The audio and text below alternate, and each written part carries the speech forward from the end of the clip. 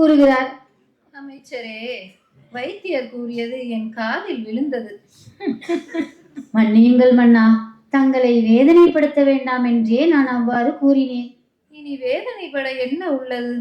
ஒரு வருட காலமாக வெறுமையும் நோயும் என்னை வாட்டிக்கொண்டே உள்ளது. என்ன செய்வது? மாமன்னருக்கு வணக்கம். வணக்கம். தங்களை காண அறிவழகன் என்ற ஒருவன் வந்துள்ளான் மன்னா. அறிவழகனா? யார் அந்த அறிவழகன்?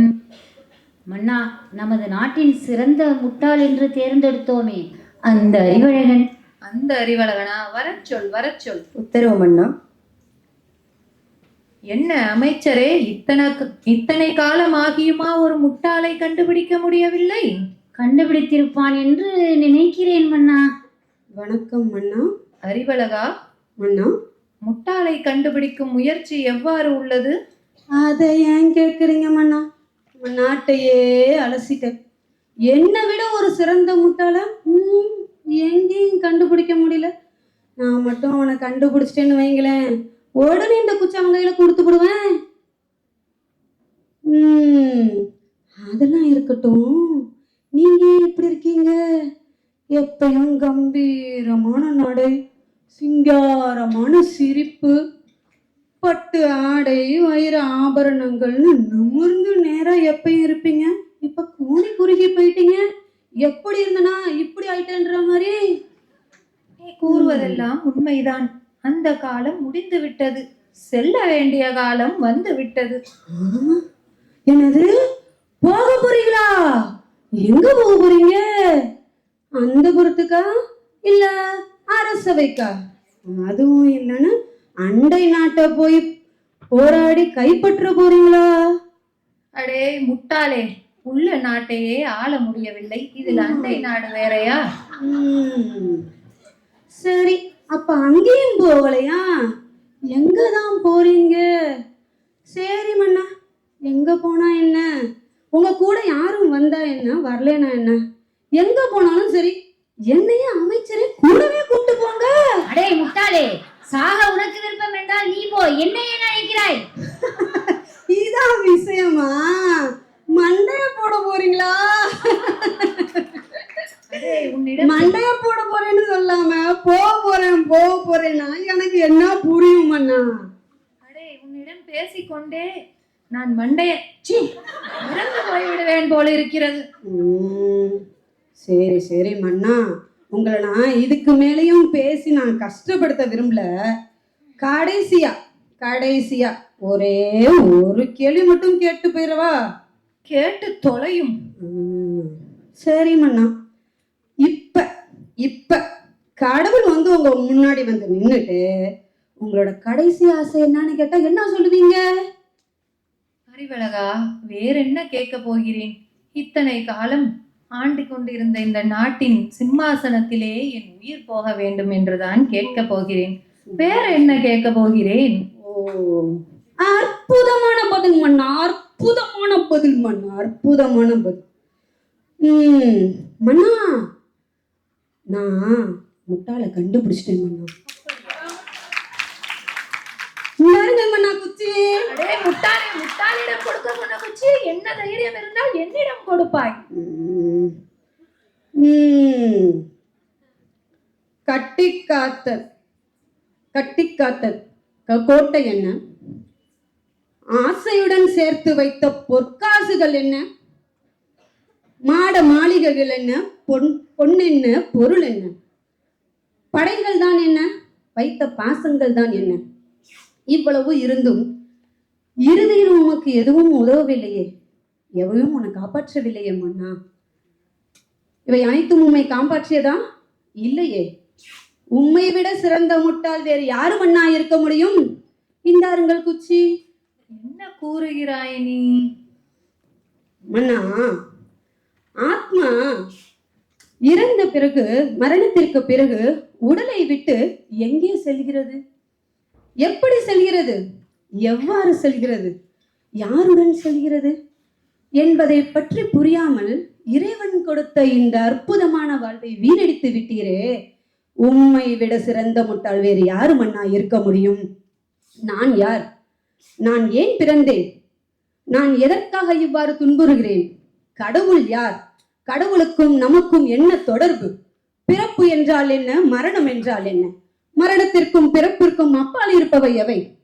இவை பற்றி இது போன்ற உன்னதமான கேள்விகளுக்கு, அற்புதமான கேள்விகளுக்கு பகவான் ஸ்ரீ கிருஷ்ணர் தனது உன்னதமான பதில்களை பகவத்கீதையின் முதல் நமக்கு உபசரித்துள்ளார். பகவத்கீதையை படிக்காத வாழ்வு ஒரு வாழ்வா? அறிவழகா, உன் பேச்சில் ஞானம் தெரிகிறதே, உண்மையில் நீ யார்?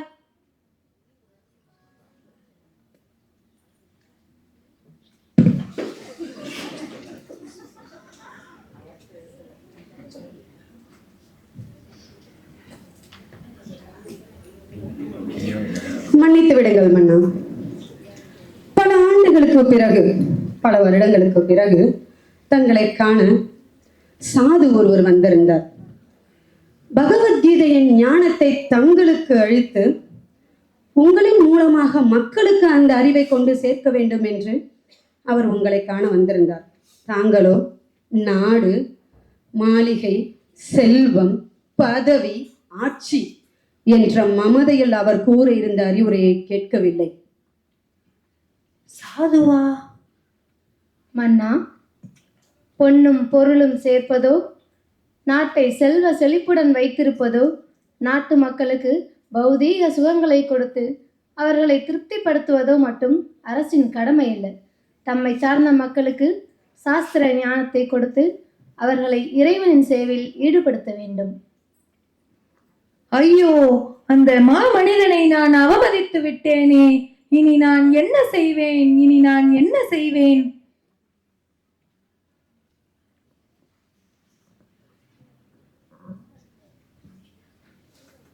அமைச்சரே, இனி நாம் என்ன செய்ய போகிறோம்?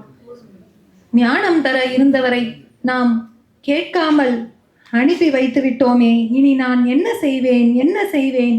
நான் என்ன செய்வதென்றே எனக்கு புரியவில்லையே. அறிவழகன் கூறியது போல அந்த சாதுவின் சொற்களில் மிகச்சிறந்த ஞானம் இருந்தது. அந்த நாட்களில் தாங்கள் அதை ஏற்க மறுத்துவிட்டீர்கள். உண்மைதான், உண்மைதான். வருந்தாதீர்கள் மன்னா. தாங்கள் அந்த சாதுவை மறந்திருக்கலாம், அவர் உங்களை மறக்கவில்லை.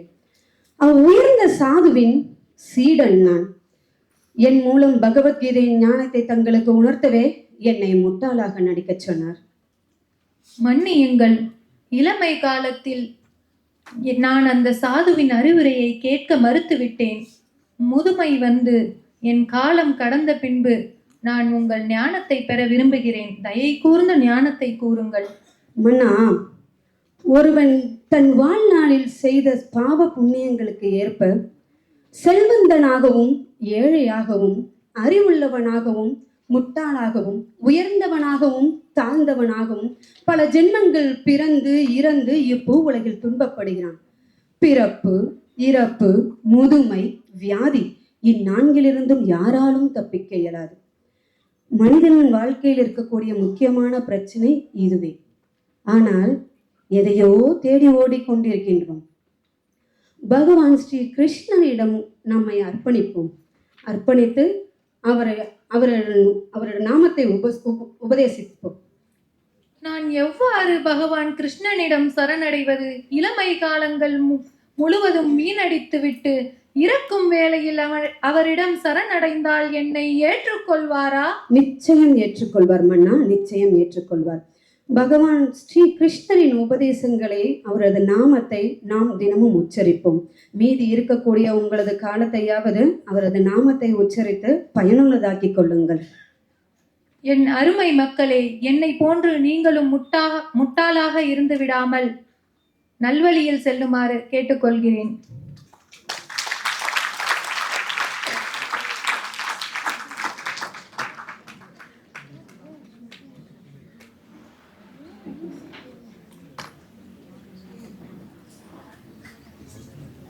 അതിലെ ഓക്കെ ഓക്കെ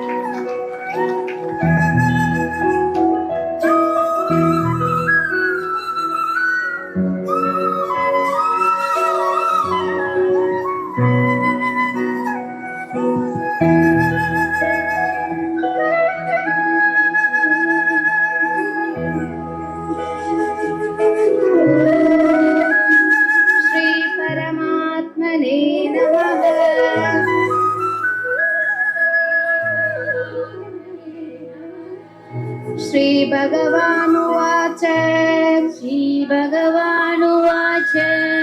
अनन्या चिन्तयन्तो माम् अनन्या चिन्तयन्तो माम् ये जना पर्युपासते ये जना पर्युपासते तेषां नित्याभियुक्तानां